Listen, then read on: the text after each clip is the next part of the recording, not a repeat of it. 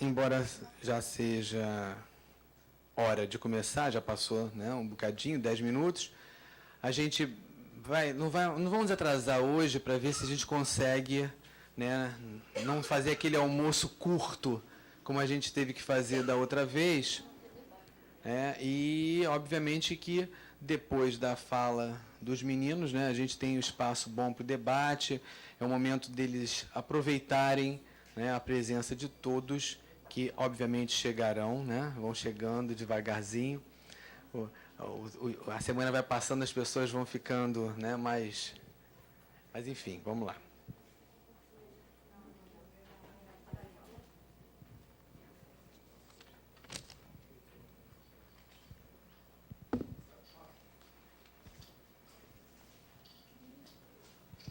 Se entenderam aí?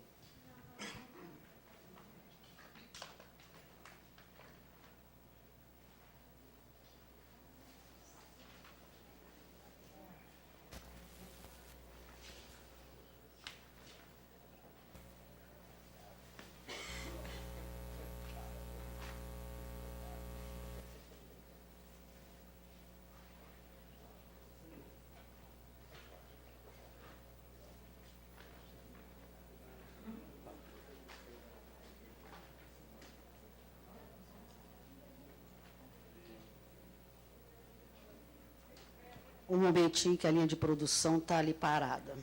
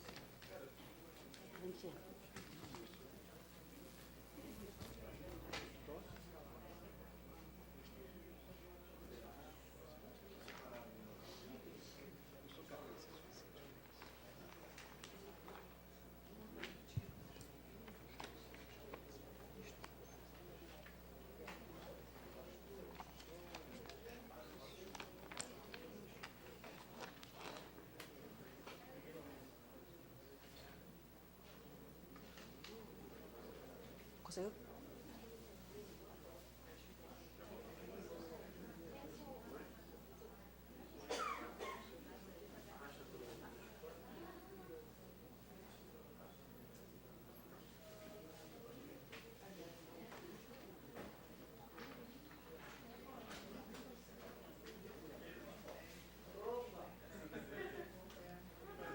Sim.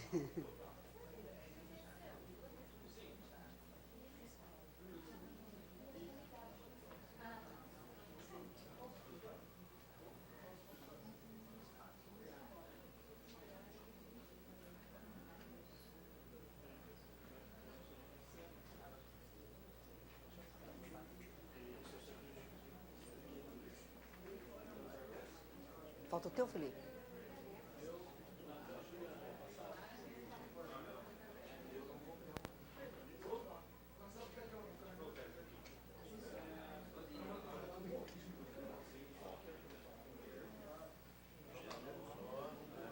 Hoje ela facilita muito a vida da gente, né? E agora já está tudo certinho. Bom dia, mais uma vez, obrigada pela presença. Dando continuidade às atividades do segundo CIMEGE, vamos compor a mesa, a apresentação dos nossos alunos do programa de pós-graduação em Geografia aqui da PUC-Rio, que vai apresentar suas pesquisas, lembrando, mais uma vez, que são alunos da turma deste ano, né, 2014, começando em março, portanto, no início das suas pesquisas, desenvolvendo seus instrumentos teóricos, né, consolidando seus objetos de pesquisa. Portanto, estão aqui, inclusive, para pedir colaboração. Pois não? A mesa, por favor, Marcela D'Ameto, Matheus Bartolomeu, Diogo Macieira, Felipe Andrade Silva, Juliana Cericella, Vitor Hugo e eu.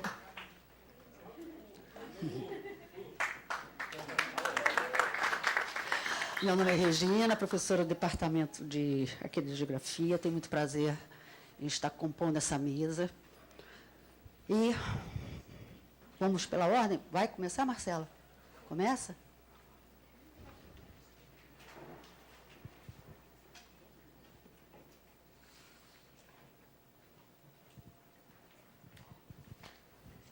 Bom, bom dia a todos. Meu nome é Marcela, né? A minha orientação é da Regina, a professora Regina. E o nome provisório da minha dissertação de mestrado é a financiarização da cidade do Rio de Janeiro e os consequentes efeitos na sua produção urbana. Bom, o meu objeto de estudo são a própria compra e venda desses espaços na cidade do Rio por fundos de investimentos imobiliários, que muitas vezes são compostos não só por capital nacional, mas com capital internacional também. Bom, e, nesse sentido, o recorte espacial é o município do Rio de Janeiro, mas, mais particularmente, essas áreas que estão sendo comercializadas por esses fundos de investimentos. Bom, os objetivos gerais dessa pesquisa, primeiramente, né, eu quero analisar esse próprio processo de comercialização imobiliária e que também, ou seja, produz espaço, né, que é promovida por esses fundos de investimentos imobiliários. E, nesse sentido, analisar também os efeitos dessa financiarização na dinâmica urbana. Né? E também... dessa maneira, né, consequentemente, identificar esses atores que estão envolvidos no processo de financiarização do espaço do Rio de Janeiro. E eu tenho também um outro objetivo que eu não quero perder de vista na dissertação de mestrado, que é elaborar um mapa onde eu quero localizar a atuação desses fundos de investimentos no município do Rio, a atuação no sentido de quê? Da própria compra e venda e da construção desses empreendimentos, né, através desses fundos de investimento financeiros.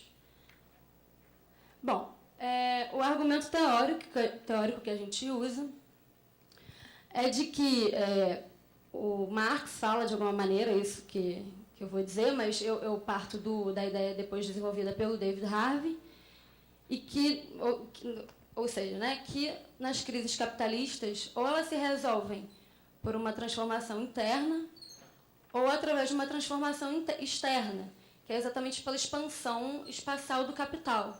E é o que ele chama de ajuste espacial, né, na citação que eu coloco da produção capitalista do espaço, ali embaixo. E, a partir dessa ideia, né, eu considero uma hipótese que eu vou investigar nessa dissertação, posso estar equivocada, mas de toda maneira é o que eu quero entender, né? Eu estou considerando a hipótese que a crise financeira, que começou em 2004, mais ou menos, nos Estados Unidos, que se expandiu pelo mundo em 2008, ela pode ser uma possível promotora de um último ajuste espacial, no sentido último de mais recente, né?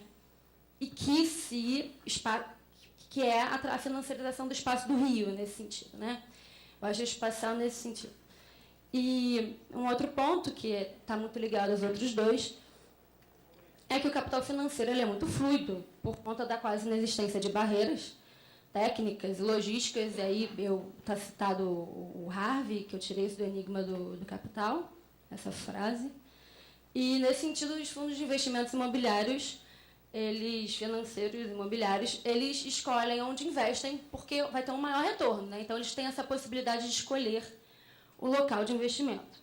Bom, metodologia, os fundamentos teóricos básicos, eu sinto a necessidade de voltar a Marx.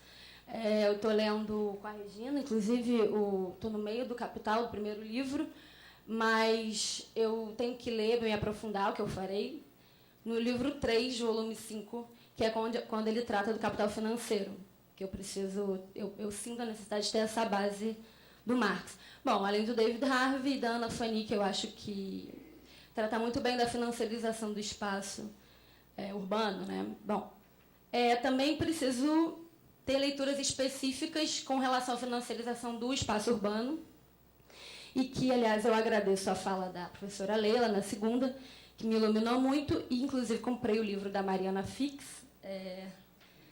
porque ela trata pontualmente disso, né? E, de fato, foi muito esclarecedora a fala dela.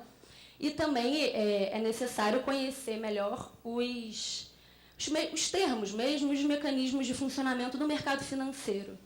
E aí, não sei, de alguma maneira, eu penso em fazer até um curso, não sei como que eu vou me inserir, porque eu acho que eu tenho que aprender mais sobre isso. Bom, e remetendo-me de novo à professora Leila, eu achei muito interessante quando ela falou perseguir os atores envolvidos nesse processo de financiarização, e aí até coloco aqui no slide, perseguir os atores, ou seja, do capital privado, ou agentes públicos e atores públicos, para entender esses mecanismos, né, da atuação dos fundos de investimentos imobiliários. Bom, aí, desculpa. Como eu falei anteriormente, eu quero fazer um mapa, e esse mapa é ainda do Google Earth, uma imagem, mas, de toda maneira, eu identifiquei já a atuação de 2 fundos de investimentos aqui na cidade do Rio. Bom, ali aparecem os maciços, 2 maciços apenas, o da Tijuca e o maciço da Pedra Branca. Bom, a atuação do Oliveira Trust, que é basicamente capital nacional, ele está na região do Porto, que tem uma operação urbana, e a operação do fundo... Por que acontece? Quando eu estava pesquisando, eu vi que a Cirela, que é uma empresa nacional, mas depois eu vou mostrar, tem capital internacional também, ela fez uma coisa que... Eu falei dos termos, que eu tenho que aprender mais os termos de capital financeiro, né? Aprendi que existe um spin-off, que é quando uma empresa... aprendi agora. Que uma empresa gera, né, origina uma outra empresa mais específica, né? E ela gerou, portanto, essa CCP, que é Commercial... Como é que é? Cirela Commercial Properties. E essa CCP fez tem um fundo de investimento. Bom, e aí eu trago umas informações tiradas do site da Cirela, onde mostra que esse fundo de investimento, BMCO Cirela Commercial Properties, ele superou em 2,5 vezes o tamanho da oferta na venda desse edifício aqui, AAA, que de alguma maneira também remete à própria pesquisa da Mariana Fix, né, que a construção desses empreendimentos são sempre de padrão avançado, né, de alto padrão. E eu botei em negrito essas coisas porque eu achei interessante que em 3 dias úteis foi tudo vendido e foi recolhido 159 milhões de reais em 3 dias por esse fundo. E, na verdade, a construção é feita depois, né? Eles recolhem e constroem depois, o que eu acho, no mínimo, interessante para a gente, como geógrafo, pesquisar. Bom, e aí também marquei investidores aqui, porque, de alguma maneira, as pessoas, ou uma pessoa jurídica, né, ou uma pessoa física, que compra um imóvel desse, ela não é mais, talvez, uma pessoa que adquire um imóvel. Ela é um investidor. Ela está ligada diretamente ao capital financeiro, de alguma maneira, né, na própria chamada assim, do produto. Bom, posso estar equivocada, mas eu entendi dessa forma. E aí terão garantido uma renda mínima de 9%, né? Bom. E aí eu trouxe isso aqui que eu achei interessante, que estava no site da Cyrela, e que é a composição acionária da Cyrela. E aí está marcado aqui, essas 3 empresas são de capital internacional, tá? A primeira é estadunidense, de 88, a segunda também estadunidense, de 59, e a terceira eu achei interessante, que eu fui pesquisar, e eu não pude entrar no site porque eu não sou cadastrada. Você precisa ter um cadastro para entrar no site, né? O que também sugere algo interessante. Bom, e 20% do capital da Cyrela, somando isso aqui, né, é controlado por empresas estrangeiras. Bom, aí eu marquei essa aqui, ó, eu botei uma seta dessa BlackRock, que aí eu entrei no site da BlackRock e ela fala que a inserção dela global é essa que está ilustrada no mapa, e aí você vê 8 aqui, né, na América do Sul, uma delas é a Cyrela, e o meu colega aqui, Matheus, fez uma observação ontem muito pertinente, interessante, que essa empresa ela admite o Oriente Médio como se fosse um outro continente, né? Por conta da grande representatividade de seus clientes, tem 12 clientes, o que 12 é muito para um fundo de investimento global, né? Bom, e aí eu termino minha apresentação mostrando isso aqui que eu achei representativo, que está no site da Operação Urbana do Rio de Janeiro, do Porto do Rio de Janeiro, desculpa, e que, na verdade, é o edital do leilão da oferta pública de distribuição secundária. Bom, e aí volto à professora Leila, quando ela diz que existe um completo envolvimento entre a Caixa como um fundo federal, né, a própria Prefeitura do Rio de Janeiro, e chegamos no ponto interessante, né, o Oliveira Trust está aqui de novo, né, que, ou seja, ele está totalmente presente na construção desse Porto Maravilha, e os fundos advindos dele, né, são imprescindíveis para a construção e para a revitalização, né, aspas, desse local do Rio de Janeiro. Bom, é isso. Obrigada.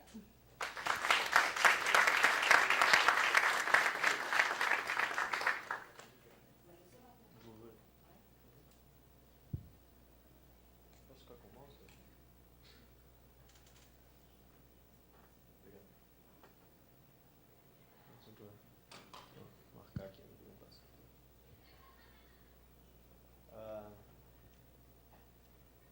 Bom dia a todos. Meu nome é Matheus Bartolomeu, eu sou orientando do professor João Rua.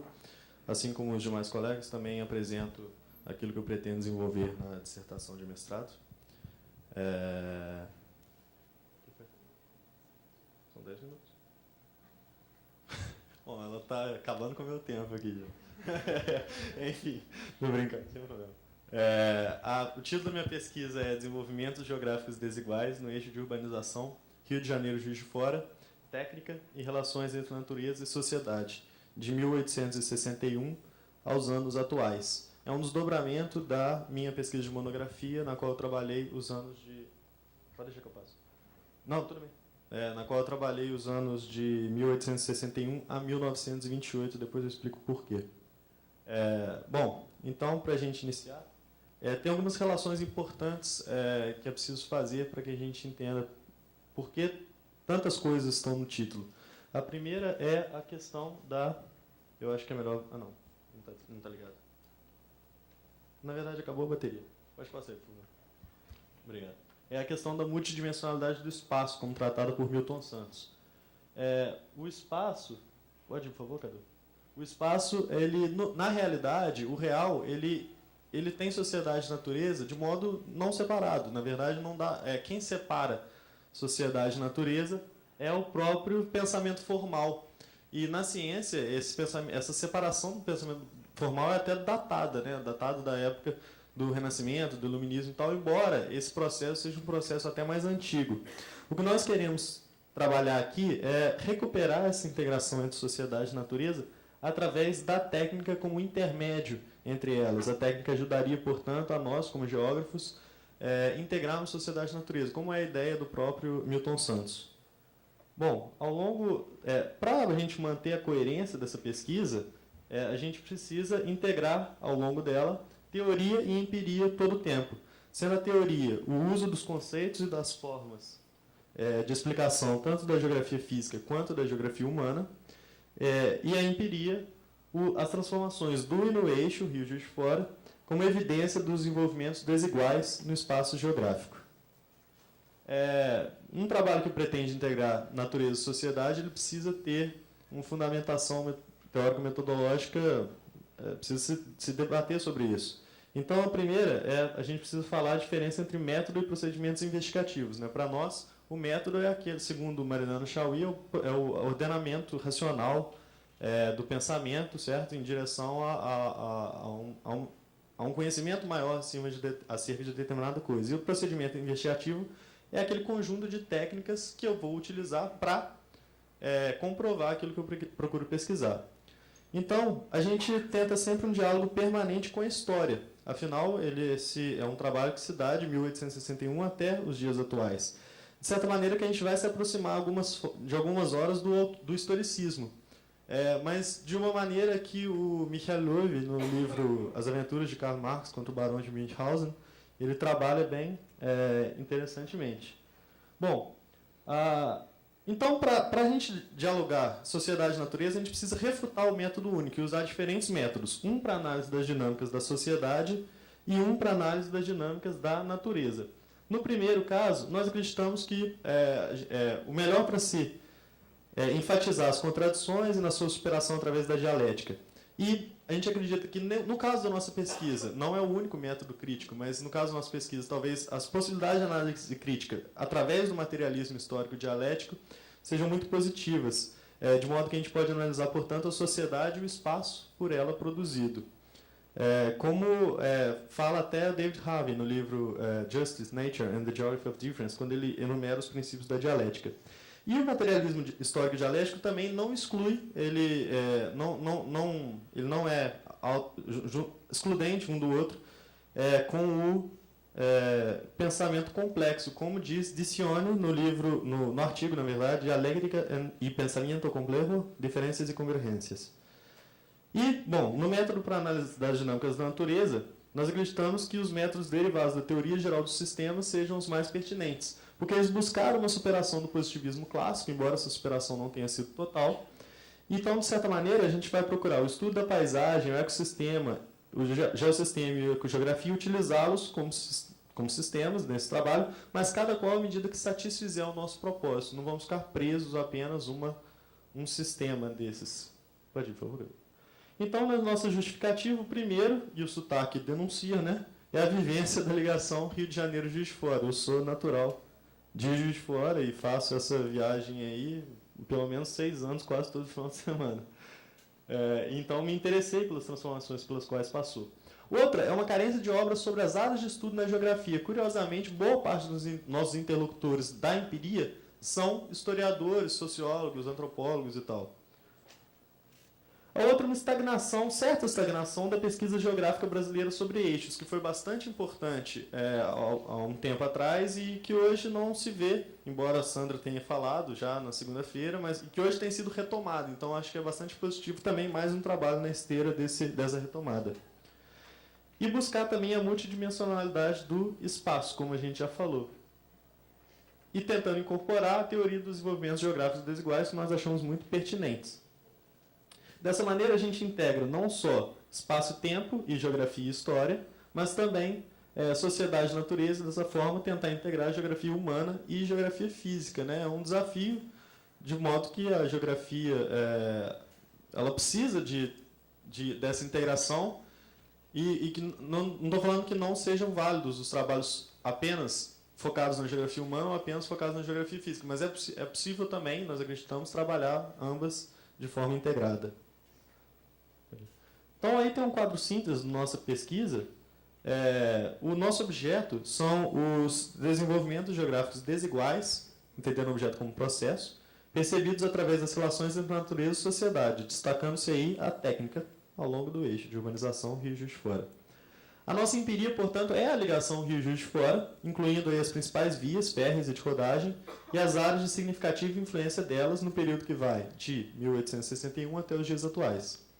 Nosso objetivo central seria, portanto, analisar as principais transformações espaciais no e do eixo, que se configuraram como desenvolvimentos geográficos desiguais, e se configuram ainda, e levaram a mudanças nas relações sociedade e natureza entre aqueles anos. E nossa questão central, portanto, é qual a natureza dessas transformações, o que as gera e impulsiona e o que elas geram e impulsionam. E, além disso, objetivos e questões específicos referentes a cada capítulo.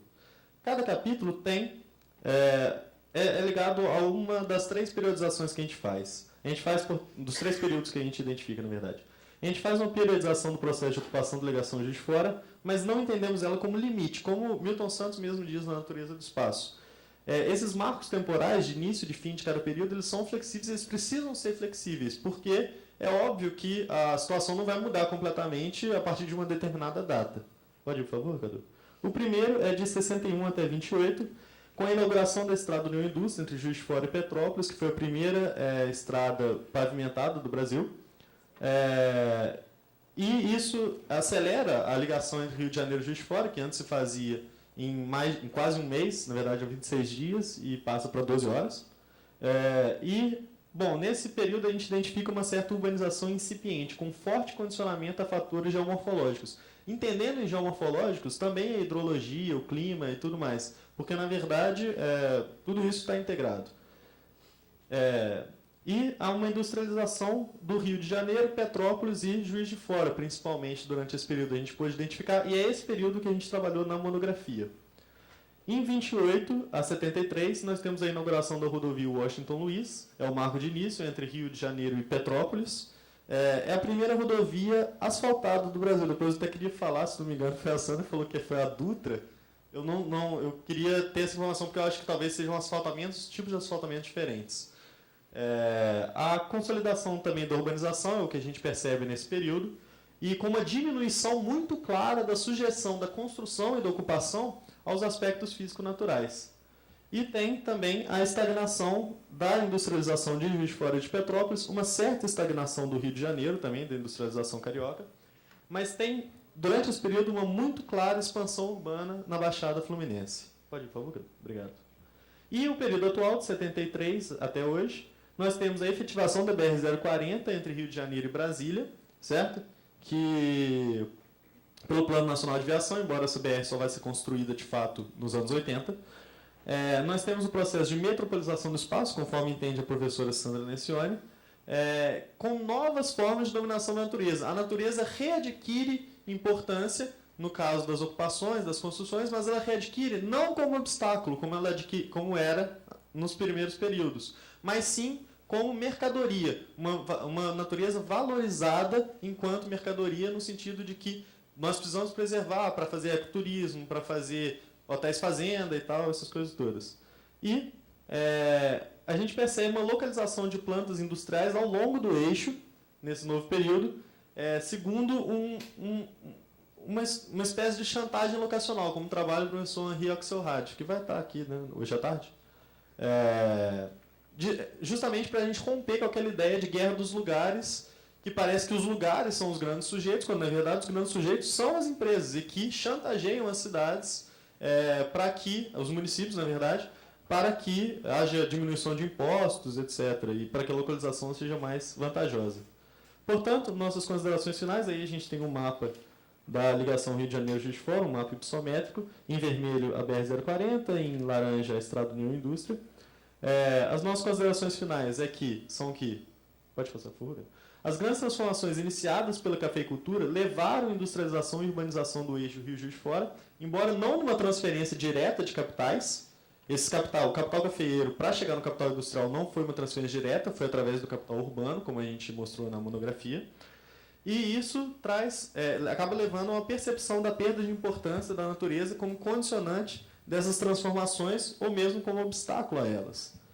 E essa percepção da perda de importância, essa efetiva perda de importância como obstáculo e como condicionante, ela é derivada de um aprimoramento da técnica, um aspecto evidentemente social. Então é importante dizer que, embora a técnica medie sociedade e natureza, ela é um aspecto social, e que não há determinismo quando a gente fala isso. Aí as referências que foram citadas ao longo do trabalho. Muito obrigado.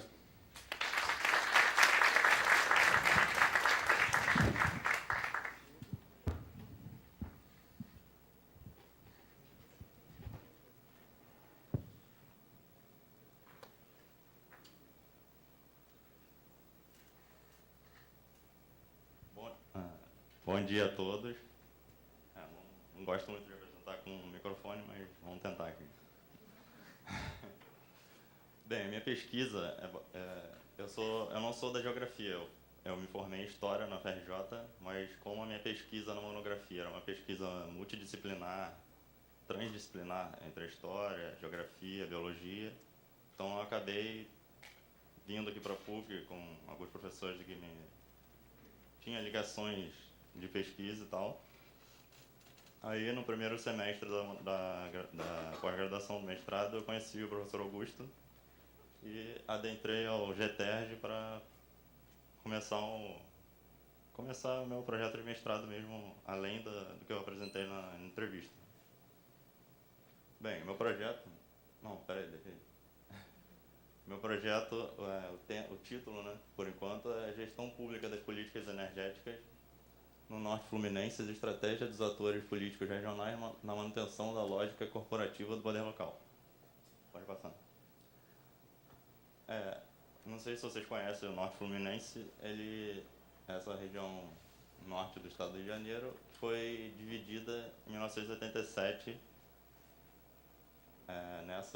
ali a partir de Campos, Cardoso Moreira e Talva, e aqui para baixo Macaé, Conceição de Macabu. Pode passar. Bem, meus objetivos na pesquisa é mostrar como os grupos políticos e sociais do Norte Fluminense utilizaram e utilizam as políticas públicas de energéticas na região para a manutenção de seus poderes locais. Porque assim, desde a década de 70, com a implantação do Proálcool, você acabou empoderando mais as elites, oligarquias, como vários autores usam vários termos, né? Mas seriam os grupos de poder da região. Só que isso continuou apesar da crise do Proálcool nos anos 80, e agora, desde a década de 90 praticamente, com a descoberta do petróleo na década de 70, mas o grande recurso de royalties a partir da década de 90 continuou com esse empoderamento local, apesar de você ter um deslocamento do poder para a metrópole, só que você mantém um poderio local muito forte que não traz muitos benefícios para a região, assim, digamos.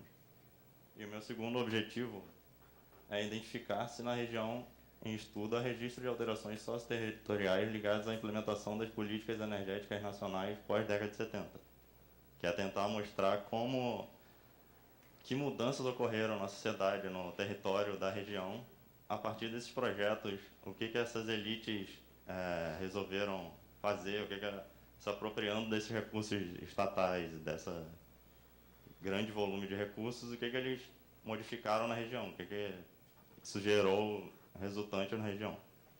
Pode passar. Aqui eu tenho meus 5 principais interlocutores até o momento, né, a pesquisa está em andamento. Primeiro é o Glaucio Marrafon, que é um geógrafo da UERJ. Ele estuda a geografia agrária, geografia da região do Norte Fluminense. Já teve vários orientandos, auxiliou pesquisas sobre o Norte Fluminense. José Luiz da Cruz é da FRJ. Ele trabalha mais especificamente essa questão das elites do Norte Fluminense, qual é essa dinâmica territorial e socioterritorial na região. O Roberto César da Silva, um economista, que ele é da UENF agora, ele fez uma pós-graduação em engenharia na UENF. Ele trabalha a economia do Norte Fluminense, mostrando essas modificações com o Proálcool, questão do petróleo mais recentemente. E agora a minha matriz histórica, eu tinha que botar na minha pesquisa, né? Que é o Francisco Teixeira da Silva e a Maria Ieda Linhares. Eles trabalham a história agrícola do Brasil, no caso dessa obra aí, só que mostrando as relações de propriedade, relações de trabalho, as lutas lutas de classe no campo, o que isso vai gerar, consequências. É um trabalho meio geral, mas eu consigo, através disso, focar no Norte Fluminense. E, por fim, o José Graziano da Silva, não sei se vocês conseguem enxergar aqui, que está muito embaixo no slide, que ele é um economista também. e ele trabalha a questão da modernização conservadora, que basicamente ele parte da questão da agricultura, que você moderniza a agricultura, industrializa a agricultura, modifica o processo de produção, só que você acaba mantendo as relações sociais pouco alteradas. Entendeu? Você modifica a lógica econômica, mas sem modificar muito a lógica social. Pode passar. Aí, a partir desses interlocutores, eu dou alguns encaminhamentos à pesquisa, que é mostrar como essas políticas públicas para a autonomia energética do Brasil,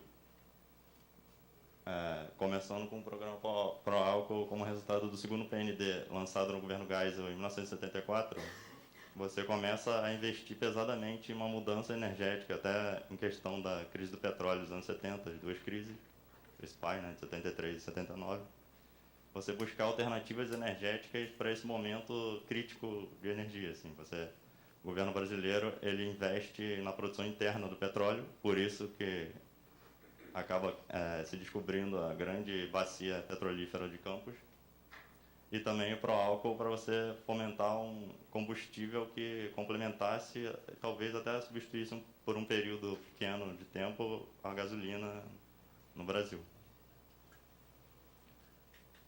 Aí eu mostro essa relação da cana-de-açúcar na região norte fluminense, mostrando essas usinas que já tinham usinas na região desde o finalzinho do século XIX, mas com o pró-álcool você cria várias usinas e usinas modernas que industrializam essa produção e acabam gerando várias consequências sociais graves para a região, como favelização, êxodo rural intenso, que se reflete até hoje em dia, só que na dinâmica mais da economia do petróleo da região. Aí, um conceito-chave na minha pesquisa é essa questão da modernização conservadora, que eu estou tentando mostrar que essa modernização conservadora ela se perpetuou agora, desde a questão da agricultura, principalmente com o pró-álcool, para a questão do petróleo. Você você moderniza a região, você cria indústrias na região, você modifica a economia, só que você não modifica muito as relações sociais e políticas da região. Você mantém grupos empoderados que não investem, não querem mudar uma lógica social regional. Eles só querem, alguns autores usam o termo da territorialização do capital, que você investe, só que você só tem uma busca mais econômica, o foco não é muito social. Aí os choques do petróleo, que são os grandes impulsionadores do petróleo. Pode passar. Aí aqui é o autor Cruz, o autor José Luiz Cruz, ele trabalha principalmente essa questão das elites e agricultura na região. Aí ele mostra que o Norte Fluminense ele é uma região problema, porque principalmente a questão do álcool, ele modificou a economia da região, só que você criou centenas de problemas sociais que vai gerar, a partir da urbanização da região, você gera uma favelização maior, a população, o grande êxodo rural, que continua até hoje em dia, que eles vão migrando para as periferias, principalmente de Campos e Macaé, que são os polos regionais. E ele mostra que é uma região problema, que essas elites, essas oligarquias, como os autores chamam, eles procuram manter o seu poder a partir da subvenção estatal e sem mexer muito na lógica sociopolítica da região. Pode passar, por favor. Aqui, esse mapa ele é de 2006, porque o governo Lula ele tentou criar, ele não chamou bem de pró-álcool, mas foi como se fosse um segundo pró-álcool. E aqui mostra aquele círculo vermelho, mostra que a região do norte fluminense, que eu não sei, não dá para vocês lerem, mas esses triângulos vermelhos, eles são as unidades criadas com o pró-álcool da década de 70. Então mostra que em 2006, na região norte fluminense, não teve um foco muito grande, porque já era uma desestruturação do setor do álcool na região e o petróleo já meio que dominava a economia da região. Aí mostra que São Paulo, desde a década de 70, concentra a produção de cana-de-açúcar e biodiesel também, que está ali no mapa. mesmo que o Nordeste também mantenha a produção desde a década de 70, só que o foco no Brasil hoje em dia é a região de São Paulo, Centro-Oeste. Pode passar, por favor. Aqui, essa tabela eu trouxe só para ilustrar a questão do volume financeiro que a região norte fluminense recebe por causa dos royalties do petróleo. Essa tabela é de 2008. Os municípios de Macaé, Campos